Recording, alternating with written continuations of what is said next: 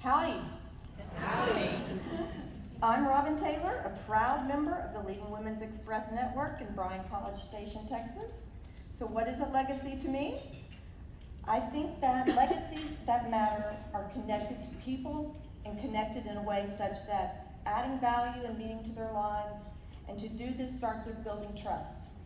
I've been very fortunate over my 25-year legal career to have been able to work with many Fortune 500 companies in my civil trial litigation practice.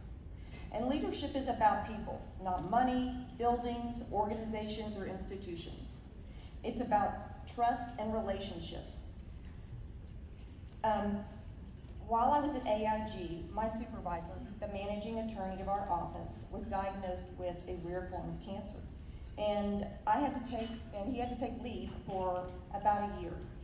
And I decided to step up and take on two roles, both my role as a trial attorney and that of interim managing attorney, to ensure that our office it maintained its dynamic cohesiveness and to preserve my wonderful manager's job upon his return.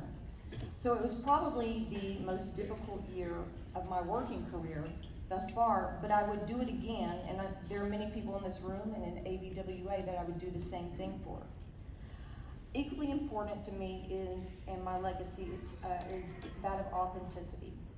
Upon receiving this honor of being named a top 10, I sought the advice and guidance of many ABWA sisters that I admire. And their recurring response to me was, go be yourself, use your personality. Well, standing here today, I can say it really would have been great if this was a martini lunch,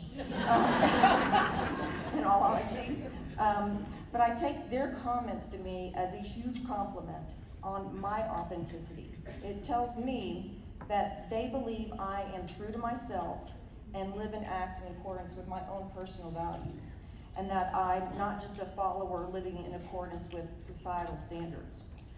I've learned that the simple truth is that if you cannot be honest with yourself, then about the good, the bad, and the ugly, then there's no way that you can be a trustworthy and authentic leader to other people.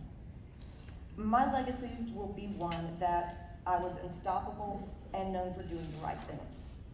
We know as women, and more so for women of color, that when we apply for any job or seek any promotion, we are starting off at a disadvantage behind our male counterparts. So why are women reluctant to help each other in the workplace, or less inclined to stand up for a sister like the fellas do?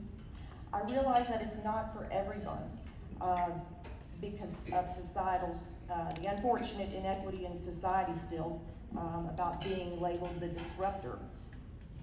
But I've always felt that it is part of my duty as a woman to help others if I can possibly make a difference for the better. And in doing so, I've leveraged my own professional positions to assist women I've worked with by supporting them in the reporting of claims of sexual harassment, sexual discrimination, retaliation, hostile work environment, and then pay equity claims.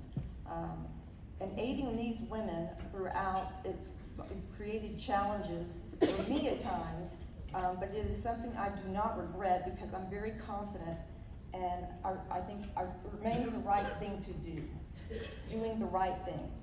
So ladies, I stand before you not as some kind of crusader, or at least not yet, but looking to you as leaders in your own communities and neighborhoods to be that unstoppable woman and that lifts up other women and finds avenues to advance helping people in the workplace.